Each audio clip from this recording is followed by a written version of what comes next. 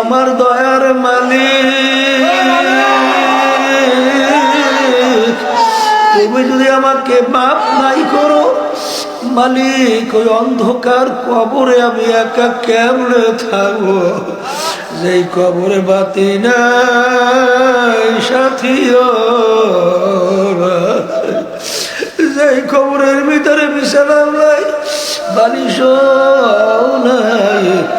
আল্লাহর হাবিব সাল্লাল্লাহু আলাইহি ওয়াসাল্লাম বলেন, আমার উম্মতরা কবর তোদেরকে ডাকে আর সংকেত দেয়, হে আব্দুল করিম, রেজাউল করিম, হে রহিমা খাতুন, আনা বাইতুল ওয়াহদা, আনা বাইতুল যুলমা, আনা বাইতুল যুর, আমি একাকির ঘর, আমি অন্ধকারের ঘর, আমি পোকামাকড়ের ঘর। আল্লাহ, এ বড়লোক আমার বাবারা ভালো বিচার ছাড়া ঘুম আসতে চায় না, কিন্তু তোমার আমার জন্য যে কবর অপেক্ষা করছে, ওই কবরে তো বালিশ নাই, বিছানা। কবরে যাইয়া নাফরমান ডানের দিকে তাকাইয়া দেখে মাটি, বামে দেখে মাটি, নিচে মাটির বিছানা, উপরেতে চাপা মাটি, ভাইগা যাইতে পারবে।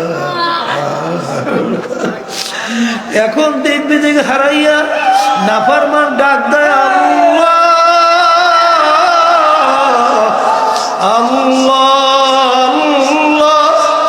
আমার মালিক বলে, এ নেমো খারাপ, দুনিয়ার ভিতরে আমার সমস্ত নেয়ামত ভোগ কইয়া বাইচা ছিলি, আরে আমার দেওয়া চক্ষু দিয়া দেখছিলি, আমার দেওয়া কান দিয়া শুনছিলি, আমার দেওয়া ব্রেন দিয়া পড়াশোনা করছিলি, আরে বুদ্ধি দিয়া ব্যবসা বাণিজ্য কইরা সম্পদ গুছাইছিলি, আমার দেওয়া নেয়ামত পা দিয়া হারছ, আমার দেওয়া নেয়ামত হাত দিয়া কাজ করছ, আমার সমস্ত নেয়ামত ভোগ কইর দুনিয়া যেরকম তুই আমাকে ভুইলা গেছিলি, এইভাবে আমি তোকে ভুইলা গেলাম, শত শত বছর আমাকে ডাকবি, একবার আর তো ডাকে সারা দিব। কবরের মাঠে নাফরমান দুনিয়াতে স্বাধীনতা পাইয়া ধরাকে সরাকে মনে করলে যেরকম ওকে ভুইলা গেছিল, আহারে কবরে মাটি দুই পাশ থেকে এমন ভাবে চাপ মারো, এক পাজর হাতি অন্য পাজরের মধ্যে মিশিয়ে দাও, আমার কাছে কোনো খাতি হবে না, এমন ঘরে যাইতে হবে যেই ঘর নাই বাতি, এমন ঘরে থাকতে হবে যেই ঘরে নাই সাথী। সাদাকাল্লাহুল আলিয়্যুল আযীম। আখির দাওয়ানা আলহামদুলিল্লাহি রাব্বিল আলামিন। আল্লাহ রাসূল সাল্লাল্লাহু আলাইহি ওয়াসাল্লাম বলছিলেন আলী রাদিয়াল্লাহু তাআলা আনহুকে, কত দূরে মনে করো মৃত্যুকে। বলছিলেন আল্লাহ রাসূল সাল্লাল্লাহু আলাইহি ওয়াসাল্লাম, আমি যখন নামাজের জন্য ওযু করতে যাই, খেয়াল করি সামনে রক্তে ওযু করার সুযোগ নাও পাইতে পারি। আল্লাহ হাবিব বলছিলেন, আলী ভুল করছো, মৃত্যু তো এত দূরে না, নামাজের ডানে সালাম ফিরাইছো, বামে ফিরাইতে পারো কিনা। এরকম ঘটনা মাঝে মাঝে কিছু আল্লাহ ঘটনা দুনিয়াতেও দেখা।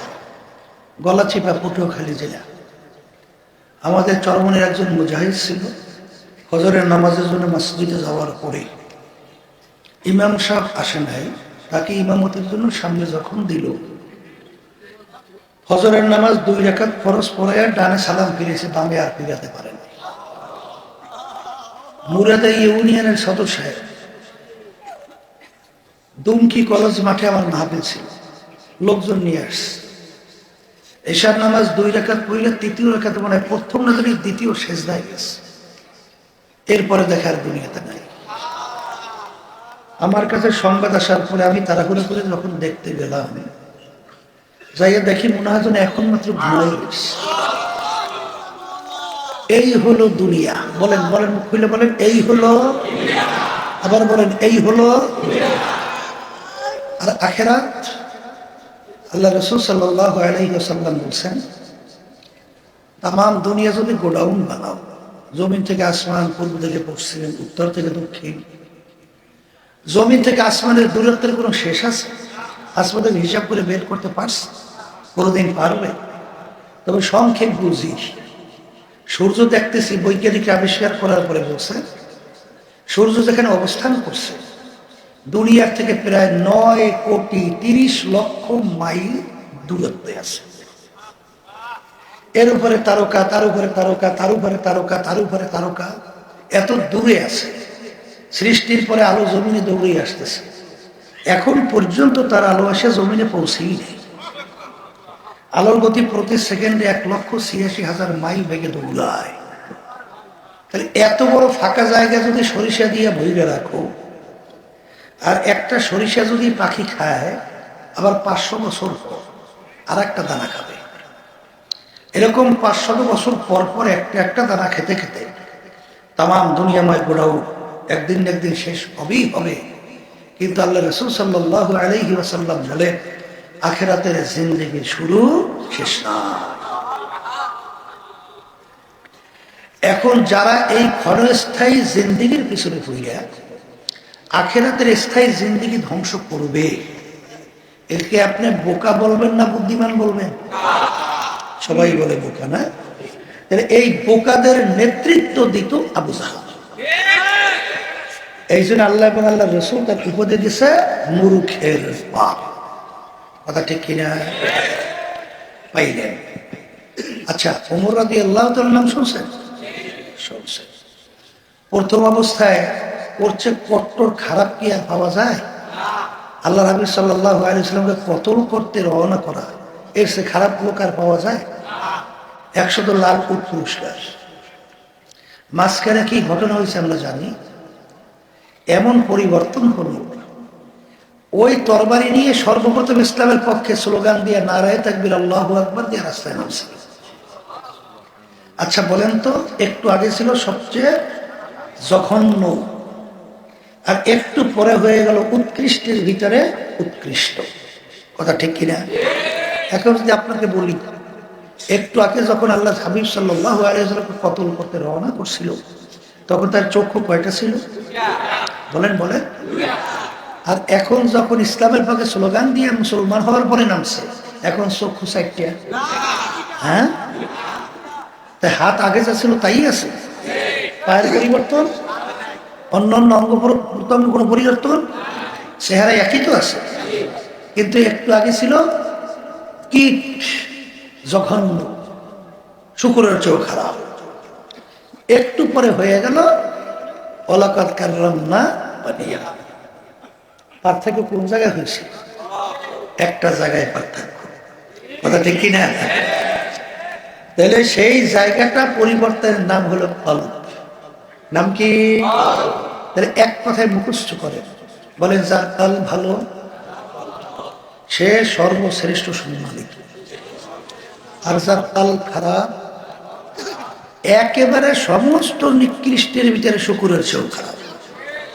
কথা ঠিক? তাইলে মানুষের সম্মান বাড়ে কমে ওই কলবের উপরে ভিত্তি করিয়া। আর বেহেশতে না যাওয়া যাওয়া এইটাও কিন্তু কলবের উপরে ভিত্তি করিয়া আল্লাহ ফায়সালা করবেন। কথা ঠিক কিনা? কারণ কুরআনুল কারীমের ভিতরে প্রায় 9 কসমের পরে আল্লাহ রাব্বুল আলামিন এক সূরার ভিতরে কি বলে? قد أفلح من زكاها وقد خاب من دساها। যারা কলবকে পরিষ্কার করে আত্মশুদ্ধি করতে পারবে তারাই নাজাত পেয়ে জান্নাতি হবে। আর বেহেশতে যাওয়ার জন্য আল্লাহ রাব্বুল আলামিন শর্ত লাগাইছেন না? শর্ত কি লাগাইছেন? কি লাগাইছেন? ইল্লা মান আতাল্লাহা বিকলবিন সালিম। সুস্থ পরিচ্ছন্ন কলব ছাড়া। আল্লাহ বলতেছে না, আমার পবিত্র জায়গা বেহেশতে হবে না। বেহেশতে আল্লাহ রাব্বুল আলামিন তার রাসূলকে দুনিয়াতে পাঠিয়েছেন, কোনো কারণ আছে না নাই? বলেন না, বলেন না। ইয়াতলু আলাইহিম আয়াতিহি ওয়া ইউযাক্কিহিম ওয়া ইউআল্লিমুহুমুল কিতাবা ওয়াল হিকমা। আল্লাহ হাবিব সাল্লাল্লাহু আলাইহি ওয়াসাল্লাম আল্লাহ যে দুনিয়াতে পাঠিয়েছেন, কারণের ভিতরে একটা কারণ হলো তার উম্মতদের আত্মশুদ্ধি করাইবেন। কি করাবেন? বলেন মুখ খুইলা। তাহলে আত্মশুদ্ধিও ফরজ। বলেন আত্মশুদ্ধিও। এই আত্মশুদ্ধির অভাবের কারণেই আজকে যত গন্ডগোল, যত মারামারি, যত কাড়াকাড়ি। আর এই বাংলাদেশের 53 বছর 54 বছর শেষ হয়ে গেল। 54 বছর যেই দেশে 92 জনের মতো মুসলমান, এই দেশে ইসলাম পরাজিত, কুফুরি নীতি আদর্শ বিজয়। কারণ ওই কলমের ভিতরে যে রোগটা, হুব্বুদ দুনিয়া রাসু কুল্লি খতিয়াতি, সমস্ত গুনার মূলই হলো এই দুনিয়ার মোহ। কথা ঠিক? এই শুনছি আমরা মুরব্বীদের কাছে, শোনেন নাই? ওই যে আইয়ুব খান প্রেসিডেন্ট ছিল পাকিস্তান, পূর্ব পাকিস্তান, পশ্চিম পাকিস্তান, শোনেন নাই? একটা নিয়ম বাস্তবায়ন করতেছিল, বাক কন্ট্রোল। ওলামায়ে কেরাম ফতোয়া দেশে যায়। এখন এই দেশের গভর্নর বলছেন, স্যার এই নীতি এই দেশে বাস্তবায়ন করা যাবে না। তখন বলছিল কিছু কুকুর আসছে, গোস্ত রুটি ফেঁকো, নিয়ে চলে যাবে। ঠিকই কয়েকদিন পর দেখা গেল সব আন্দোলন সংগ্রাম শেষ, গোস্ত রুটি ফেঁকা শুরু হয়ে গেছে, আন্দোলন সংগ্রাম কি হয়ে গেছে। এই জন্যই তো আল্লাহ রাসূল সাল্লাল্লাহু আলাইহি ওয়াসাল্লাম বলে, শেষ যুগের মধ্যে ইমানদারদের ইমানের উপরে মজবুত থাকে এত কষ্ট হবে, জ্বলন্ত একটা আগুনের আংটা হাতের মুঠার ভিতরে রাখতে যত কষ্ট হয়, তার চেয়েও বেশি কষ্ট হবে ইমানদারদের ইমানের উপরে মজবুত থাকা। কথা ঠিক কিনা? এই জন্য আমার বাজানদেরকে বলবো, অনেক তরবেলের সংখ্যাও মাশাআল্লাহ বেশি দেখা যায়, ঠিক না? এই আল্লাহর বান্দারা, ভবিষ্যৎ প্রজন্ম তোমরা, আল্লাহ যদি কবুল করে বাঁচায় রাখে, এই কলম যদি পরিষ্কার করতে পারো, তাইলে দেখবে এমন সম্মানিত আল্লাহ তৈরি করবে, যেই সম্মানের কারণে আসমান পর্যন্ত তোমার বিরহে বেদনায় কাঁদবে। কিনা? আর এক শ্রেণীর দেখবা, ওই যে আবুল ফজল ফয়েজির নাম শুনছো? আবুল ফজল বাসা আকবরের, ওরে সর্বনাশ! এত বড় পান্ডিত, এত বড় আলেম, এত বড় জানুইনার তাফসীর লাগছে কোরআনুল কারীমের, নুকতাল হরফ ব্যবহারই করে নাই। এসে জানুইনা পান্ডিত সংখ্যা কম না? কিন্তু হুব্বুদ দুনিয়া রাসু কুল্লি খতিয়াতি। বাদশাহ আকবরের পক্ষে ফতোয়া জারি করছিল ওই সময় মুজাদ্দিদ আল ফিসানি রাহমাতুল্লাহি আলাইহি, তিনি হকের পক্ষে আওয়াজ করছেন, জা আল হাক্কু ওয়া জা আল বাতিল ইন্নাল বাতিলা কানা যাহুকা। হক আসছে, আলো আসছে, অন্ধকার দূর হবে। কথা ঠিক কিনা? ওয়ালা তাহিনু ওয়ালা তাহজানু ওয়া আনতুমুল আ'লাউনা ইন কুনতুম মুমিনিন। ভয় চিন্তা নাই, তোমরাই বিজয় হবে। মুমিনের চরিত্র অর্জন করতে হবে। কথা ঠিক? তাহলে এই অন্তরের রোগগুলো দূর করতে হবে। এই অন্তরের রোগ দূর করার জন্য আসলে আমাদের বর্তমান যুগে তো অনেকে আমাদের গুরুত্বও নেই, কিন্তু আগের যুগে বলকের বাদশাহ ইব্রাহিম বিন আদহাম রহমাতুল্লাহ এর নাম শুনছেন না? মুসাফির আইসা বসে, বাদশাহ আপনার এই মুসাফিরখানা আমি একটু থাকতে চাই। বাদশাহ বলে, এই আহমদ, এই একটা কথার কথা, তুই তো আমার ইজ্জত নষ্ট করছ। কিভাবে হযরত? ইজ্জত নষ্ট করলাম কিভাবে? বলে, এইটা আমার রাজ সিংহাসনের স্থায়ী বাড়ি, এইটাকে তুই মুসাফিরখানা বানাইছ, তাহলে আমার ইজ্জত থাকে? বলে, বাদশাহ ভুল হইলে মাপ চাই। স্থায়ী বাড়ি কোনটা, মুসাফিরখানা কোনটা? পরিচয় দেন। বাড়ির দরজা ঘর দেখছো? দেখছি। ওইটা মুসাফিরখানা। হুজুর এটা পরিচয়? রাস্তায় পথিক চলছে, রাত্রি হয়ে গেছে, অস্থায়ীভাবে রাত্রি যাপন করছে, আবার ভোরে উঠে গন্তব্যের দিকে চলে যায়, আসে যায়, আসে যায়, অস্থায়ী। একে বলে কি? আর হুজুর স্থায়ী বাড়ি? বলে যেখানে সব সময়ের জন্য মানুষ বসবাস করে। বলে হুজুর পরিচয় পাইছি। তাইলে মনে হয় দুনিয়া সৃষ্টির পর থেকেই আপনি মনে হয় এই বাড়িতেই আছেন। বলে এ বোকা, কি বলছিস? আমার আগে ছিল আমার আব্বা। সে কোথায়? বলে সে তো কবরে। বলে হজরত সে আসবে না? বলে ওরে পাগল মুসাফির, একবার মানুষ দুনিয়া থেকে বিদায় নিয়ে কবরে গেলে আর আসে না। আপনার আব্বার আগে দাদা, সে কোথায়? সেও কবরে, আসবে না? না। আপনি মনে হয় চিরজীবন থাকবেন। বলে ওরে পাগল মুসাফির, কুল্লু নাফসিন যায়িকাতুল মাউত, মানুষ মরণশীল। আমি একদিন দুনিয়া থেকে বিদায় নিয়ে কবরে রওনা করবো, আসবেন না? না, আসবো না। তখন বাদশাকে মুসাফির বলে, ও বাদশা, তুমি আমাকে বলছো বোকা? আসলে বড় বোকা তো আপনি।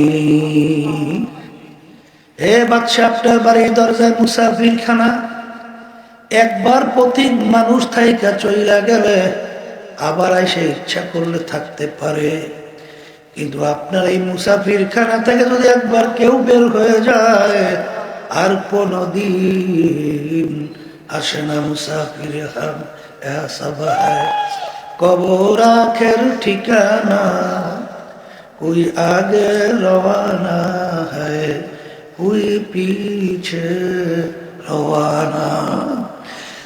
বাদশার চিন্তার পরিবর্তন ঘটে গেল। এই বাদশাহী দিয়ে আমি কি করব? এই সম্পদ সম্মান দিয়া কি করব? এ তো দেখতে না দেখতে শেষ। এমন স্থায়ী বাড়ির তালাশে বের হইয়া যখন মুরব্বীর কাছে গেল, সাদিকিন বান্দাদের সঙ্গে হলো, তাকে এমন ভাবে আত্মশুদ্ধি করলো, ওই বাজান কাঁচা কুমড়ো যখন চূড়া কুমড়া পেকে যায় আর ওই যখন শোষা পাইকা যায়, তখন ওইটা ঠুমঠুম কইরা কাইটা কাটা দিয়া ওইটাকে কেইসা ভিতর থেকে চুকা রস বের করে, কষ বের করে, এরপরে দুধ চিনি দিয়া জাল দিলে ওইটা মুরব্বা হইয়া যায়। ঠিক তার ভিতর থেকে তাকাপুরি, হিংসা, রিয়া, হব্বে যা হব্বে মাল, বাজান রাগ এবং বিভিন্ন গিবা শেখায় সহ এই যে বিভিন্ন রোগগুলা ভিতর থেকে কেইসা কেইসা বাইর করিয়া যখন কলবটা একেবারে স্বচ্ছ হইয়া গেল, তখনই কিয়ামত পর্যন্ত তার নাম মানুষ স্মরণ করতে থাকবে। বানান সম্মান কিন্তু কলমের উপরে ভিত্তি কইরা। বেলাল হাবশী রাদিয়াল্লাহু তাআলা আনহু গোলাম জাদা গোলাম, তার আব্বা ছিল গোলাম, তিনিও গোলাম, কোনো পয়সার মালিক ছিল না, শিক্ষার দিক থেকে বকালাম, বংশের দিক থেকে নিচু, ওদিকে আবার জবানটাও ছিল তোতলা, ওদিকে আল্লাহ এবং আল্লাহ রসুলের কাছে কত তার মর্যাদা। বাজার আল্লাহর হাবিব সাল্লাল্লাহু আলাইহি ওয়াসাল্লাম বেহেশতের ভিতরে ঢুকবেন, তার বাহনের রশি থাকবে বেলালের হাতে। আগে আর রসমে আজা রূহে বেলালি না রহি, ফলসফা তো রহ গয়া है लेकिन तलकीन गज़ाली না রহি। এখন তো আজান শোনা যায়, কিন্তু আজান বেলালের রুহু, আজানের ভিতরে যে রুহানিয়াত ছিল সেই আজান এখন আর পাওয়া যায় না। পীর মুরিদে তো দেখা যায় পাওয়া যায়, কিন্তু গাজ্জালী রহমাতুল্লাহ আলাইহি সহ আল্লাহর কুতুবদের যে পীর মুরিদির রুহানিয়াত ছিল সেইটা এখন আর পাওয়া যায় না। এই জন্য আমার ভাইদেরকে বলবো, পর্দারে মা বোনদেরকে বলবো, আসলে চিন্তাও নাই, চেষ্টাও নাই। আগের যুগে ইতিহাস পড়লে দেখবেন যে আল্লাহর কুতুবেরা এবং হক্কানি ওলামায়ে কেরামরা বাজান বিশেষ করে ওই তার সাগরেদদেরকে কিভাবে আত্মশুদ্ধি করাইতেন, অনেক সময় কান ধরায় উঠাইতেন, বসাইতেন, জুতা সুজা করতে বলতেন, কারণ নিজের ভিতর থেকে নিজের অস্তিত্বকে বিলীন করার জন্য, ভোলার জন্য বিভিন্ন ধরনের ঔষধ প্রয়োগ করতেন। এই জন্য আমার বাজানদেরকে বলবো, মেটা দে আপনা আস্তিক আগার কুছ মর্তবা চাহো কেদানা খাকে মেলে গোলে গোলঝাড় হতা হয়। যতক্ষণ পর্যন্ত বিচি দানা নিজের অস্তিত্বকে মাটির সঙ্গে বিলীন না করবে, তার থেকে গাছ পাওয়ার আশা করা যায় না। বাজানা ইনদামুল কাসরাতিল কুলুব, হাদিসের কুচ্ছির ভিতরে আসছে যে আল্লাহ রাব্বুল আলামিন ভাঙ্গা দিলের কাছে থাকে। এই জন্য ইতিহাস পড়লে দেখবেন, সাহাবায়ে কেরামদের ইতিহাস পড়লে দেখবেন, আল্লাহর ওলিদের ইতিহাস পড়লে দেখবেন, বাজান তারা নিজেকে নিজে এত ছোট মনে করতো, নিজে বর্মে আগিরি তো দূরের কথা, সব সময় ছোট মনে করত। আর বলতো, মালিক আমাকে তুমি মানুষ না বানাইয়া যদি একটা ছাগলের বাচ্চা বানাইতো, তোমার বন্দাবান্দি জবাই কইরা পাক কইরা খাইয়া তোমার ইবাদত করত। মালিক আমার কি উপায় হবে? এইভাবে আল্লাহর ওলিদের ইতিহাস পড়লে দেখবেন, বড় পীর আব্দুল কাদের জিলানী রাহমাতুল্লাহি আলাইহি আল্লাহর ঘরের সঙ্গে মাথা ডালে টাকার বলে, মালিক তুমি যদি আমাকে মাপ নাই করো, কিয়ামতের ময়দানে অন্ধ কইরা উঠাই। কারণ যদি জাহান্নামের শিকল আমার হাতে পায়ে লাগে, এক তো লজ্জা, অন্যদিকে আযাব। মানুষ বলবে, দেখো যাকে আমরা বড় বিশ্বাস বলছি, তার হাতে জাহান্নামের শিকল লেগে গেছে। এই জন্য আমার বাজানদেরকে বলবো, পর্দালে মা বোনদেরকে বলবো, আমার দাদা জানের কথা শুনছিলাম, বাজার ইন্তেকালের আগে আগে চোখের উপরে বৈশা পাশে কবরস্থান তাকাইয়া তাকাইয়া দুই চোখের বানি পানি বাইয়া বাইয়া পরে, আর করুণ সুরে মালিকের দিকে ফিরা ডাক দেয়, ও আমার দয়ার মালিক তুমি যদি আমাকে মাপ নাই করো, মালিক ওই অন্ধকার কবরে আমি একা কেমনে থাকবো, যেই কবরে বাতি নাই সাথীও, যেই কবরের ভিতরে বিছানাও নাই, বালিশও নাই। আল্লাহর হাবিব সাল্লাল্লাহু আলাইহি ওয়াসাল্লাম বলেন, আমার উম্মতেরা কবর তোদেরকে ডাকে আর সংকেত দেয়, হে আব্দুল করিম, রিজাউল করিম, হে রহিমা খাতুন, আনা বাইতুল ওয়াহদা, আনা বাইতুল যুলমা, আনা বাইতুল যুর, আমি একাকির ঘর, আমি অন্ধকারের ঘর, আমি পোকা মাকড়ের ঘর। আল্লাহ, এ বড় লোক আমার বাবারা ভালো বিচার ছাড়া ঘুম আসতে চায় না, কিন্তু তোমার আমার জন্য যে কবর অপেক্ষা করছে, ওই কবরে তো বালিশ নাই, বিছানা। কবরে যাইয়া নাফরমান ডানের দিকে তাকাইয়া দেখে মাটি, বামে দেখে মাটি, নিচে মাটির বিছানা, উপরেতে চাপা মাটি, ভাইগা যাইতে পারবে। এখন দেখবি দিকে হারাইয়া নাফরমান ডাক দেয়, আল্লাহ আল্লাহ আল্লাহ। আমার মালিক বলে, হে নেমো খারাপ, দুনিয়ার ভিতরে আমার সমস্ত নেয়ামত ভোগ কইরা বাইচা ছিলি, আরে আমার দেওয়া চক্ষু দিয়া দেখছিলি, আমার দেওয়া কান দিয়া শুনছিলি, আমার দেওয়া ব্রেন দিয়া পড়াশোনা করছিলি, আরে বুদ্ধি দিয়া ব্যবসা বাণিজ্য কইরা সম্পদ গুছাইছিলি, আমার দেওয়া নেয়ামত পা দিয়া হারছ, আমার দেওয়া নেয়ামত হাত দিয়া কাজ করছ, আমার সমস্ত নেয়ামত ভোগ কইরা দুনিয়া যেরকম তুই আমাকে ভুইলা গেছিলি, এইভাবে আমি তোকে ভুইলা গেলাম। শত শত বছর আমাকে ডাকবি, একবারও আর তো ডাকে সারা দিব। কবরের মাঠে নাবার মা দুনিয়াতে স্বাধীনতা পাইয়া ধরাকে সরাকে এমন করলে যেরকম ওকে ভুইলা গেছিল, আহারে কবরের মাটি দুই পাশ থেকে এমন ভাবে চাপ মারো, এক পাজরের হাতি অন্য পাজরের মধ্যে মিশিয়ে দাও। আমার কাছে কোনো খাতি হবে না, এমন ঘরে যাইতে হবে যেই ঘর নাই বাতি, এমন ঘরে থাকতে হবে যেই ঘরে নাই সাথী। صدق الله العلي العظيم وآخر دعوانا الحمد لله رب العالمين।